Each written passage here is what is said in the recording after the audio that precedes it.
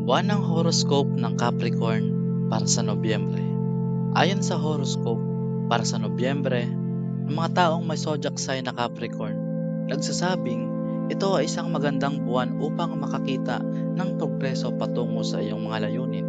Ang mga posisyon ng mga planeta ay nasa iyong pabor na makakatulong sa iyo na malampasan ang mga hadlang na nasa iyong daraanan. Ang mga hadlang na ito ay dahil sa negatibong impluensya ng Venus. Sa love horoscope ng mga Capricorn, nagsasabing magkakaroon ng mga problema sa iyong buhay pag-ibig dahil sa impluensya ng Venus. Ang kakulangan ng pasensya ng iyong kasintahan ay maaaring magdulot ng mga problema na magiging sanhi ng iyong pagkairita. Maaaring malutas ang isyong ito sa pamamagitan ng pag-handle sa sitwasyon na mahigit pang kumpiyansa at kalmadong estado ng isip.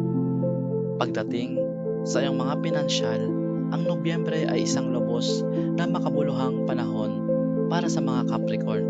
Magkakaroon ng magandang kita sa iyong mga riskadong investment bukod pa sa iyong mga regular na investments.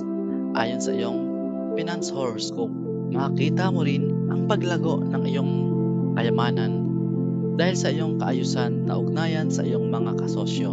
Maaari mo rin isagawa ang iyong mga plano para sa pag-expand ng negosyo matapos makipagkonsulta sa isang astrologo.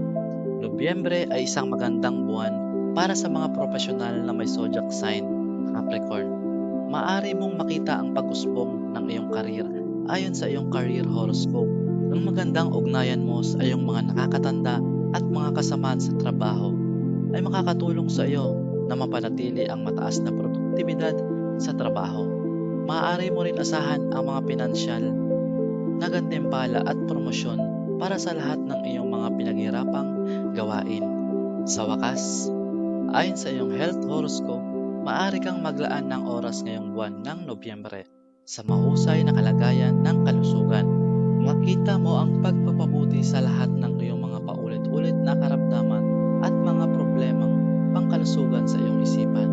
Upang mapanatili ang magandang kalusugan na ito, kailangan mong sundan ang isang regular na dieta, ehersisyo, at mga pamamaraan para sa pagre-relax.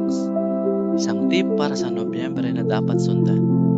Ngayong buwan, kailangan mong ipakita ang iyong kumpiyansa sa iyong sarili sa iba sapagkat maaaring ito ay makakatulong sa iyo na makaiwas sa mga di ka nais-nais na